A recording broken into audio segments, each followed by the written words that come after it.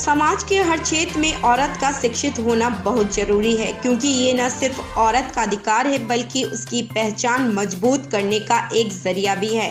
यह कहना है कि कोहिनूर यूपी अचीवमेंट अवार्ड से सम्मानित नूपुर श्रीवास्तव का।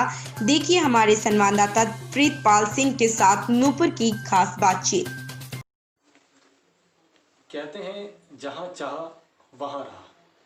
कहा यह भी जाता है कि जब मंजिल सामने दिख रही हो तो रास्ते बड़े दूर नजर आते हैं, या यूं कह लीजिए वो डगर इतनी मुश्किल नजर आती है कि कभी कभी लगता है वहां तक पहुंचना शायद असंभव है। लेकिन मंजिल मिल जाने के बाद और उस डगर पर चलकर, उस पथ पर चलकर वहां पहुंचने के बाद जो आगे के रास्ते होते हैं वो आसान हो जाते हैं। आज हम मिलवाने जा रहे हैं आपको ऐसी एक हस्ती से जिन्होंने अपने प्राइमरी वर्क के साथ साथ एक अपना दूसरे क्षेत्र में भी हाथ आजमाया और आज उत्तर प्रदेश की राजधानी लखनऊ का नाम बढ़ाया। जी हाँ, हम बात कर रहे हैं नूपुर श्रीवास्तव जी की, जिनको गत वर्ष 2019 में Mrs India icon personality award से नवाजा गया। जी हाँ, ये वो दौर है जिस समय आज छोटे छोटे बच्चे भी ब्यूटी कॉशियस हो रहे हैं, हेल्थ कॉशियस हो रहे हैं। इसी के बारे में आज हमारे साथ लाइव मौजूद हैं नूपुर श्रीवास्तव जी, इनसे हम बात करेंगे।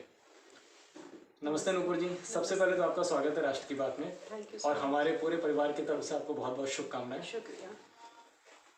कितना मुश्किल लगता है आपको कि जैसे आप शिक्षा के क्षेत्र में भी काम कर रहे हैं और पढ़ाई लिखाई के साथ साथ कभी कभी तो लगता है कि हम कुछ और कर ही नहीं पाएंगे, सबसे बड़ा एक्सक्यूज हमारे सामने होता है। तो ये कितना मुश्किल था आपके लिए कि इस फील्ड में जाना, क्योंकि ये एक ऐसी फील्ड है जहाँ पे आपको समय के साथ साथ अपने शरीर पे भी ध्यान देता होता है और अपने खूबसूरती का जो आपने जलवा बिखेरा है उसको मेंटेन रखने के लिए भी समय निकालना पड़ता है, पढ़ाई के लिए भी निकालना पड़ता है। तो कहाँ से शुरुआत हुई इस सफ़र की, और ये मन में आपके ख्याल कैसे आया कि मुझे इसी क्षेत्र में साथ में जाना है?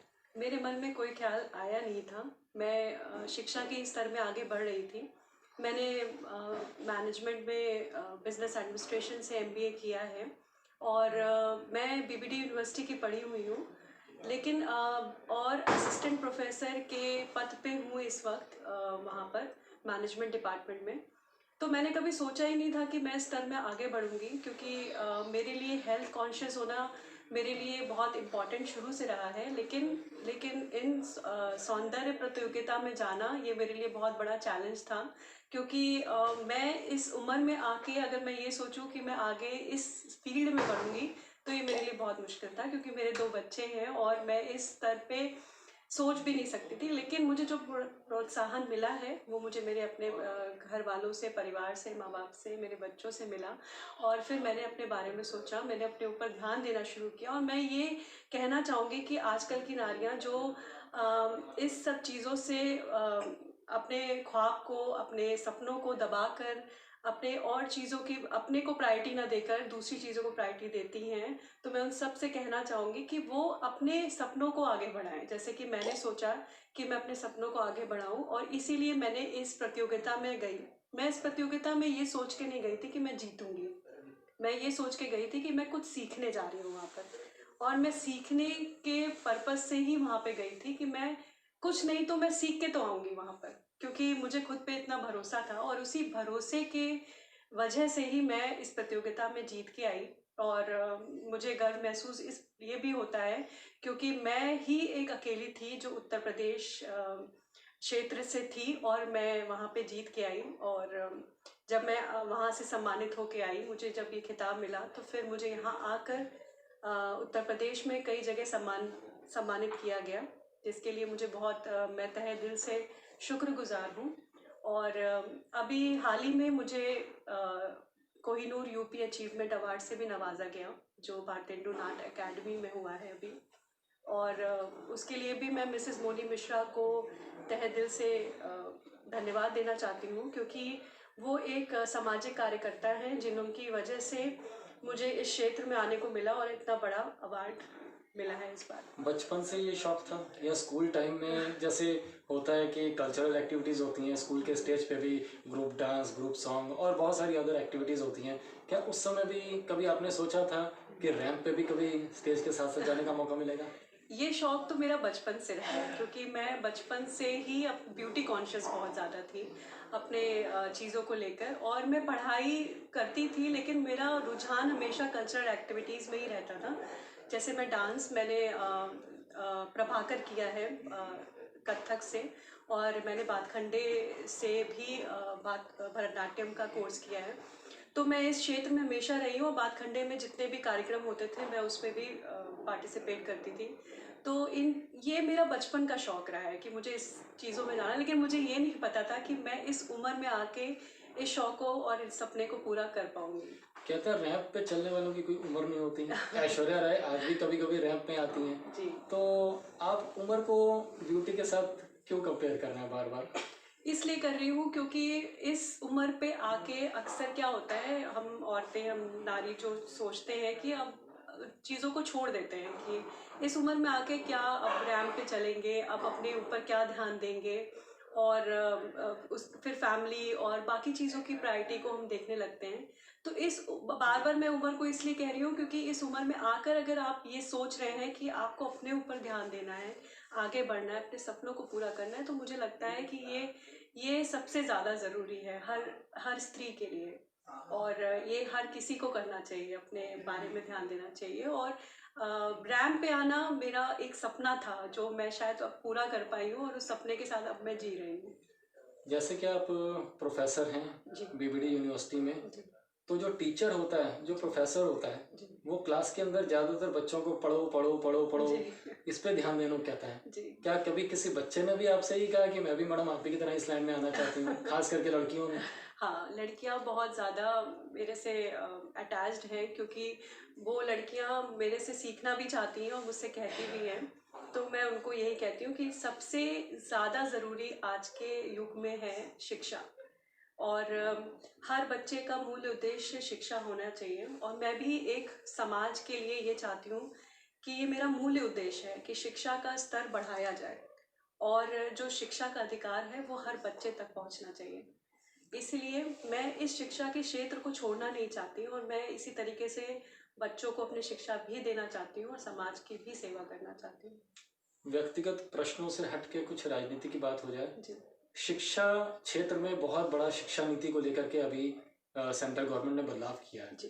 क्या आपको लगता है उसका कुछ असर होगा और शिक्षा वाकई पूरे देश में उस स्टेप से, क्योंकि शिक्षा नीति पूरी तरीके से चेंज हो गई है, जो कोर्सेज पहले 5 साल के थे वो 3 हो गए, 3 वाले 2 हो गए, 2 वाले 1 हो गए। क्या आपको लगता है ये जो शिक्षा नीति में केंद्र सरकार की तरफ से बदलाव हुआ है उसका कुछ असर होगा? मैं जो बदलाव हुआ है मैं इसका पूरी तरीके से समर्थन नहीं करूंगी, क्योंकि जो इन्होंने कोर्सेज के स्तर को कम किया है और ग्रेड्स को बढ़ा दिया है, इसके वजह से बच्चे अब कम मेहनत करना पसंद करेंगे। और जब हमारे युग में जब पढ़ाई होती थी तो हम लोगों के लिए 60-70% आना बहुत मुश्किल हुआ करता था। अब बच्चे आसानी से 90-95% ले आते हैं। तो जो स्तर है वो वाकई गिर रहा है वजहों से, और मैं जो सरकार ने जो स्टेप लिया है वो सही लिया होगा, लेकिन जो स्तर की बात कहा जाए तो कहीं ना कहीं तो घट रहा है। जैसे कि कहते हैं किसी भी मंजिल पे पहुंचने के लिए नींव मजबूत होना जरूरी है। इसी प्रकार बच्चा अगर आगे अपनी ज़िंदगी में कुछ करना चाहता है तो जो उसकी छोटी उम्र होती है उस पे ध्यान देना बहुत ज़रूरी होता है। अब ये नई शिक्षा नीति के हिसाब से प्राइमरी सेक्शन तक हमारी जो राष्ट्रभाषा है हिंदी को कंपलसरी कर दिया गया है कि सारे सब्जेक्ट जो हैं वो हिंदी में होंगे। लेकिन जिस फील्ड में आप काम कर रही हैं, रैंप पे चल रही हैं, आगे जाके हमारी शुभकामनाएं आपके साथ है। अगर आप मिस वर्ल्ड, मिस यूनिवर्स में भी मिसेस कहूँगा, अब तो मिस नहीं कहूँगा, माफ़ कीजिएगा, तो उस लेवल पे पहुँचने के लिए अंग्रेजी भाषा का ज्ञान बहुत ज़रूरी है। तो इस शिक्षा नीति में सबसे पहले के तो जो 5th क्लास तक टोटल हिंदी मीडियम करने की जो सरकार की एक रणनीति है, इसका क्या आपको लगता है आगे जाके बच्चा फिर उस लेवल पे जाने के लिए रहेगा? मैं ये सोचती हूँ कि आप किसी भी स्तर पे पहुँच जाइए, आपकी जो मातृभाषा हिंदी है आप उसका साथ कभी मत छोड़िए, क्योंकि वो हमारी भारत माता की एक भाषा है जिसे हमें लेके चलना है अपने साथ। और किसी भी स्तर पे पहुंच जाइए। अब मैं जिस अवार्ड फंक्शंस में गई थी मैंने वहाँ पे हिंदी का भी इस्तेमाल किया, और हिंदी से ही मैंने अपना इंट्रोडक्शन भी दिया वहाँ पर। तो मुझे लगा कि मेरा इंट्रोडक्शन जो था वो बाकी के इंट्रोडक्शन से फ़र्क था, क्योंकि मैंने प्योर हिंदी का इस्तेमाल किया था, जो एक अलग छाप छोड़ता है। तो हिंदी भाषा का कभी साथ नहीं छोड़ना चाहिए। आप किसी भी स्तर पे पहुंच जाइए, लेकिन हिंदी भाषा का इस्तेमाल करना बहुत बढ़िया चाहिए। बात। जी। जैसा कि अब आप लखनऊ की कोहिनूर बनी चुकी हैं, जी। कोहिनूर अवार्ड भी आपको मिल चुका है, जी। तो घर से कितना बड़ा सपोर्ट रहा? आप कैसे मैनेज करते थी स्कूल में भी बच्चों को पढ़ाना, जी। घर पे भी मैं बच्चों को मैनेज करना और घर के कामकाज पे भी ध्यान देना, तो ये कितना स्ट्रगल और कितना टफ रहा आपके लिए? स्ट्रगल जब तक ना हो लाइफ में तो कुछ मिलने वाला नहीं है इससे, क्योंकि घर से कितना सपोर्ट था? घर से मेरा सपोर्ट मेरे माँ बाप का बहुत रहा है शुरू से, क्योंकि उन्होंने मुझे हमेशा प्रोत्साहित किया है, जब मैं छोटी थी तब भी, और अब इतनी बड़ी हो गई हूँ, शादी हो गई, लेकिन तब भी उन्होंने मेरा साथ नहीं छोड़ा है। मेरे बच्चे मुझे हमेशा मोटिवेट करते हैं कि मम्मा ऐसे करो ऐसे करो, तो मुझे अपने परिवार से बहुत सपोर्ट मिला, और अगर परिवार का सपोर्ट नहीं होता तो मैं यहाँ तक पहुँच भी ना पाती। कभी बच्चों ने भी आपके जैसे बनने की इच्छा जाहिर की? हाँ, बिल्कुल करते हैं, और मुझे देखते हैं, क्योंकि बच्चे अपनी माँ से, माँ-बाप से ही सीखते हैं, तो मेरी तरह बनना चाहते हैं और मेरे से पूछते रहते हैं जब से, तो बस उनका सपोर्ट तो रहता जैसे कि ही है। लड़कियों को शौक होता है, जी। तो आपकी भी बेटी है, मेरी बेटे हैं 2। 2 बेटे हैं, हाँ जी। तो उनका आगे का सपना क्या है कि वो मतलब इसी लाइन में आगे बढ़ना चाहते हैं? जैसे आपने कहा बच्चे मुझसे सीखते रहते हैं, पढ़ते रहते हैं, उन्होंने भी कभी, क्योंकि आजकल वुमेन पार्लर से ज़्यादा मेंस पार्लर बन रहे हैं और जेंट्स भी अपना ब्यूटी कॉन्शियस ज़्यादा होते जा रहे हैं, तो इसके लिए मैंने कभी उन लोगों पे कोई दबाव नहीं डाला। वो जो भी बनना चाहते हैं, मैं चाहूँगी कि वो जिस भी फील्ड में जाना चाहे वो उसी फील्ड में आगे बढ़ें, और मैं कभी नहीं चाहूँगी कि मैं उन पे कोई अपना इच्छा थोपूँ उन पे कि तुम्हें ये बनना है। लेकिन हाँ, अगर अगर वो जाना चाहेंगे किसी मॉडलिंग फील्ड में, तो मैं उनको रोकूँगी नहीं, क्योंकि कोई भी काम हो, कोई भी चीज़ हो, जो वो करना चाहें अपने मन से, वो कर सकते हैं, और मुझे लगता है अगर आप मन से कोई काम करेंगे तो आप उसमें ज़रूर आगे बढ़ेंगे। मैडम एक आखिरी सवाल, जी। जब भी हम रैंप पे उतरते हैं जी। तो रैंप पे चल रही लड़कियों के पहनावे के ऊपर बहुत सारे सवाल उठाए जाते हैं, इस पे आपका क्या कहना है? मैं देखिए, इसके 2 पहलू हैं। कुछ लोग कहते हैं आज जो क्राइम बढ़ रहा है वो पहनावे की वजह से बढ़ रहा है। कुछ लोग कहते हैं हमें लड़कियों के साथ साथ लड़कों को भी समझाना चाहिए, वो अपनी सोच में बदलाव लाएं। तो इस फील्ड में जब हम उतरते हैं तो हर तरीके का एक पहनावा पहनना पड़ता है। कभी कभी हम लोग को जीन्स स्कर्ट में भी जाना पड़ता है, कभी कभी सूट में भी जाना पड़ता है, क्योंकि वहाँ पे राउंड बहुत सारे होते हैं, जी। बहुत सारी चीज़ें करने के लिए होती हैं, बहुत सारी कई सारे राउंड से होके गुजरना पड़ता है। तो आज की जनरेशन को आप क्या संदेश देना चाहेंगी सोच के ऊपर, बढ़ते हुए क्राइम के ऊपर, कि कुछ ऐसा कि हर स्त्री का मान सम्मान हो, हर लड़की, हर माता का मान सम्मान हो, और जिस हिसाब से सरकार भी आज ये एक पूरे देश में मुहिम चला रही है, बेटी बचाओ बेटी पढ़ाओ, तो इस मुहिम को किस प्रकार से और आगे बढ़ाया जा सकता है? क्योंकि देखिए क्राइम का ग्राफ तो दिनों दिन बढ़ रहा है जी। और क्राइम होता लड़कियों के साथ ही, औरतों के साथ ही। इस सोच को कैसे बदला जाए कि हम लोग इस फील्ड में आगे भी बढ़ें और जो लोग हमको देखें वो अच्छी नज़रों से भी देखें, हमारा मान सम्मान भी करें? मैं चाहती हूँ कि जो मान सम्मान एक औरत के का होता है वो उसे मिलना चाहिए, वो उसकी हकदार है, और जो ये क्राइम बढ़ रहे हैं ये कहीं ना कहीं आदमी का जो स्तर है, सोच है, मानसिक स्थिति जो है, उसकी वजह से होता है ये, क्योंकि औरतों के पहनावे से मुझे नहीं लगता है कि किसी का मानसिक स्तर बदल सकता है। पहनावा एक ऐसी चीज है जो स्त्री का गहना होती है, और आप कोई भी कपड़ा पहन रहे हैं, चाहे छोटा चाहे बड़ा, लेकिन वो अगर आप पूरे कॉन्फिडेंटली पहन रहे हैं और आप उसमें कंफर्टेबल हैं, तो मुझे नहीं लगता है कि हमें ये सोचना चाहिए कि सामने वाला किस नज़र से हमें देख रहा है। आगे फ्यूचर प्लान क्या है? फ्यूचर प्लान मेरा यही है कि मैं चाहती हूँ कि समाज की सेवा करना चाहती हूँ, अपने शिक्षा के स्तर को बढ़ाना चाहती हूँ, और मैं नारी शिक्षा पे ज़्यादा फोकस्ड हूँ, क्योंकि मेरे हिसाब से हर बच्ची को पढ़ना चाहिए, क्योंकि अब ज़माना बदल चुका है। अब ये नहीं हो सकता कि एक स्त्री को या एक लड़की को हम कम पढ़ाएं और लड़कों को पढ़ाएं। हम चाहते हैं हर नारी, हर लड़की को पढ़ाना चाहिए, जिससे कि वो उस क्षेत्र में, हर क्षेत्र में आगे बढ़ सके।